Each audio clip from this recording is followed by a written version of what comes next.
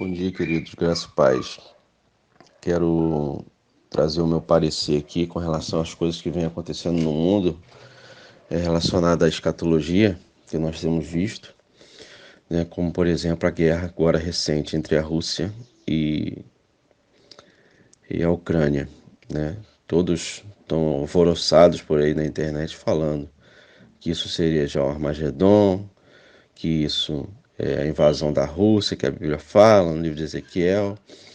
Então, o que acontece? Existem algumas coisas que a gente precisa observar na palavra para entender o contexto que a gente está vivendo.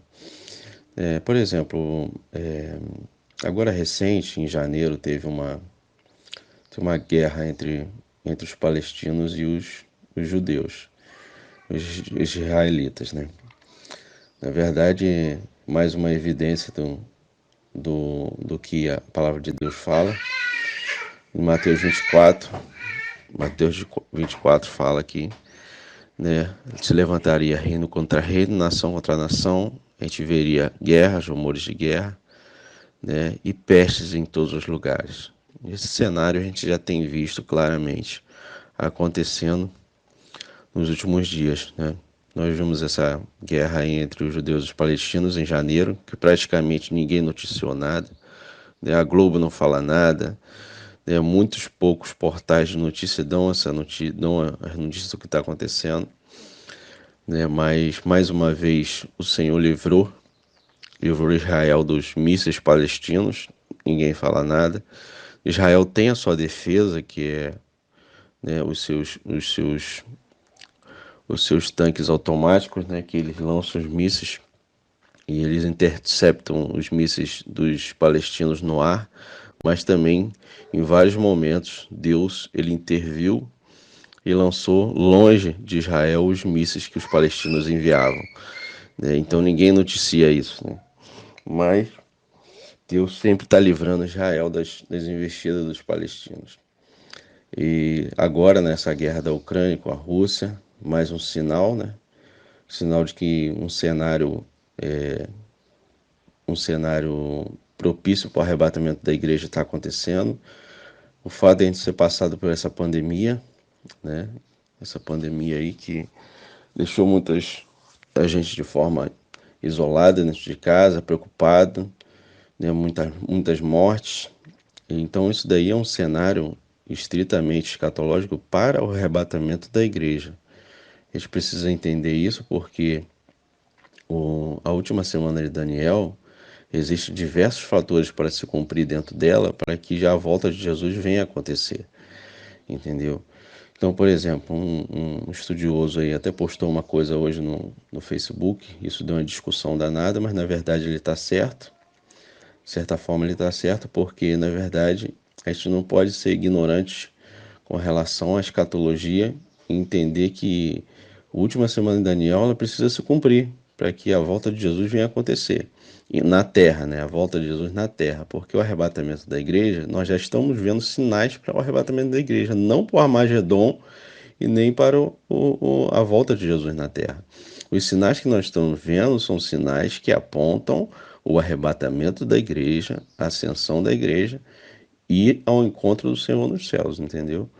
Porque isso precisa acontecer, né, por conta dos sinais que nós temos visto nos últimos dias. Agora, a evidência para a volta de Jesus seria o quê? Seria o acordo de paz que vai acontecer entre os judeus, né, e os muçulmanos, segundo a Bíblia fala em Apocalipse 11, verso 2, né, que esse acordo precisa acontecer, e esse acordo ele marca o início da última semana de Daniel. Esse acordo marca o início da semana.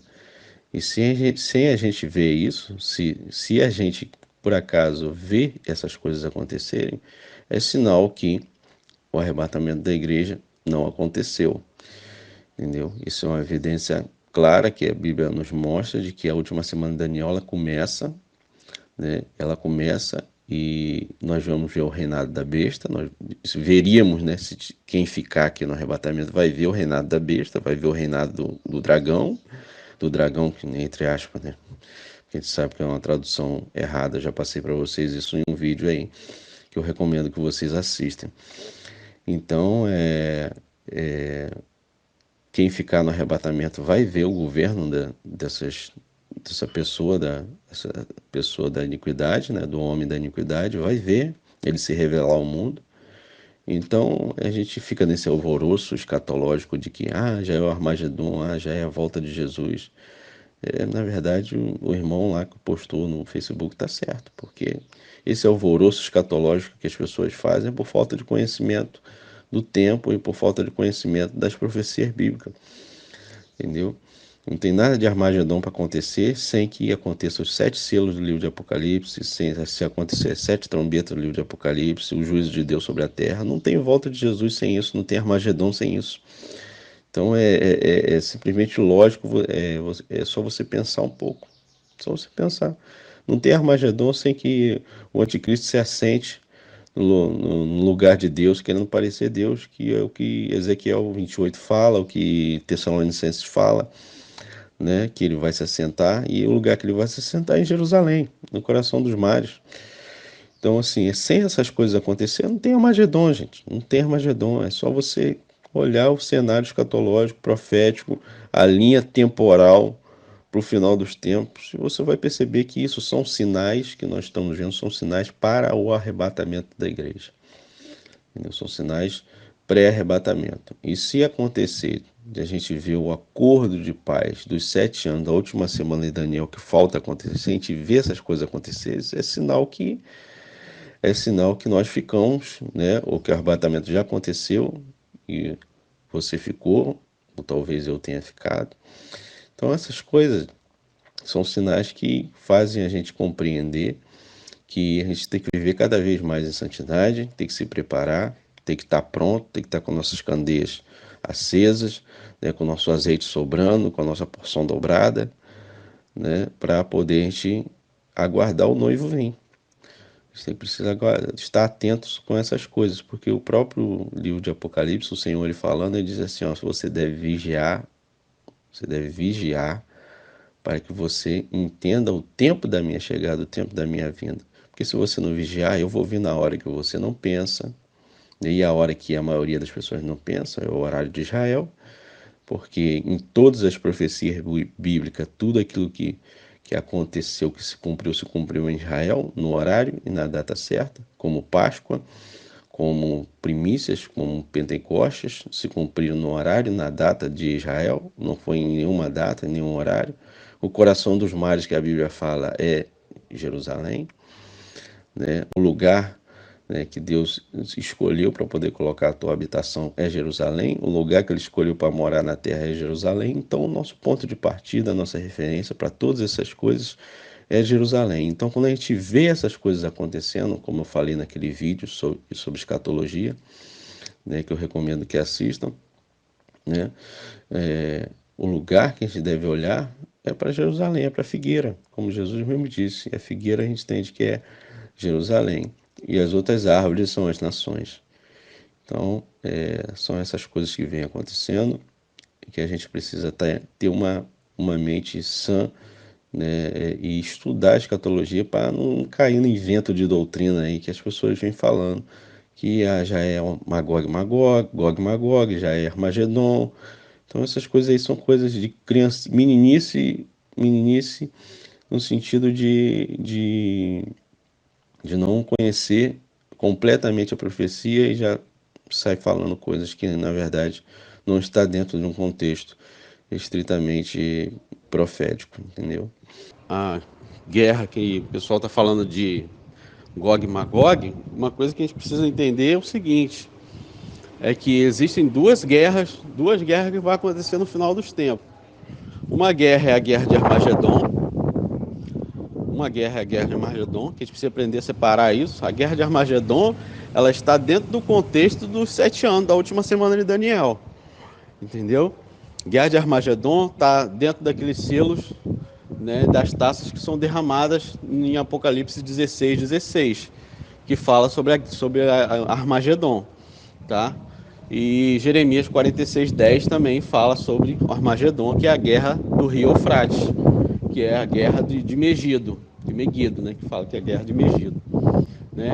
E essa guerra também, Joel também fala, quando ele fala a respeito dos seus exércitos, que todos bem emparelhados entre si. A guerra que Joel fala é essa guerra, que é a guerra de Armagedon, que os santos vão guerrear junto com o Senhor Jesus.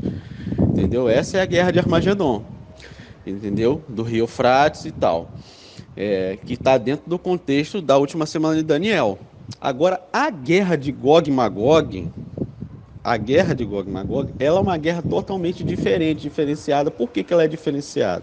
Porque Apocalipse 20 fala que ela é posterior aos 1000 anos de reinado de Cristo na Terra. É após o milênio a guerra de Gog e Magog. Ela não é agora. Entende? A guerra de Gog e Magog é depois dos 1000 anos. Isso está escrito no livro de Apocalipse. Não tem como ser diferente. Entendeu? Isso daí não é interpretação minha. Isso é o que está escrito. Entendeu? A guerra de Gog e Magog é posterior aos 1000 anos, que Satanás vai ser solto, vai sair a enganar as nações. Quando ele sai a enganar as nações, ele reúne Gog e Magog para pelejar contra a cidade de paz, que é Jerusalém, que vai estar em paz junto com os seus santos e tudo mais. O que acontece nessa guerra de Gog e Magog? O Senhor se indigna contra as nações, porque elas vêm contra Jerusalém, quando Jerusalém já não tem mais armas, já não tem, não pretende guerrear contra ninguém, não pretende lutar, se indigna com Satanás. E ele mesmo vai devorar a espada aqueles que vierem contra Jerusalém, que vai ser Gog e Magog, que é a guerra que fala entre Ezequiel 37 e 38. Tanto que Ezequiel 37, essa guerra é após os 1000 anos, que Ezequiel 37 e 38, Ezequiel 37 fala da restauração de Israel, que é a restauração para o milênio. Posterior a isso, Ezequiel traz essa profecia sobre Gog e Magog em 38 e 39. Você entende? Segue uma sequência certinha o livro de Ezequiel, entende? Então a gente precisa fazer distinção nisso e compreender isso, para poder a gente não ficar com esses medos, nessas coisas que a gente vê o pessoal falando na internet aí, por não compreender essa linha temporal que a própria Bíblia nos traz, entendeu? Isso não tem nada que precisa ser revelado, não. Isso está escrito. Está escrito. E a guerra de Gog e Magog, o Senhor fala sobre ela ali, em Apocalipse 20. Ele fala sobre essa guerra em Zacarias, do versículo 12 ao versículo 15. E ele fala através do cântico de Moisés, o Senhor fala através do cântico de Moisés ao povo no Egito, em Deuteronômio 32, do versículo 40 até o 43. Essa é a guerra de Gog e Magog, no qual o Senhor vai guerrear. A gente não vai precisar nem guerrear. Algo semelhante a isso que a gente vai ver na guerra de Gog e Magog é o que o Senhor fez com o povo, quando ele tirou o povo do Egito. E a Bíblia diz que o Senhor, o povo estava fugindo em frente ao Mar Vermelho, e Faraó atrás do povo, correndo atrás do povo, para poder alcançar o povo. O que o Senhor fez? Ele saiu da frente, né, que ele estava à frente do povo de Israel, e se pôs entre o povo de Israel e os egípcios. E ele mesmo guerreou contra os egípcios. É a mesma coisa que o Senhor vai fazer na guerra de Gog e Magog. Entendeu? A gente não vai precisar guerrear. A própria espada do Senhor ia devorar os seus inimigos, como ele fala nesses capítulos, nessa passagem que eu falei para você agora.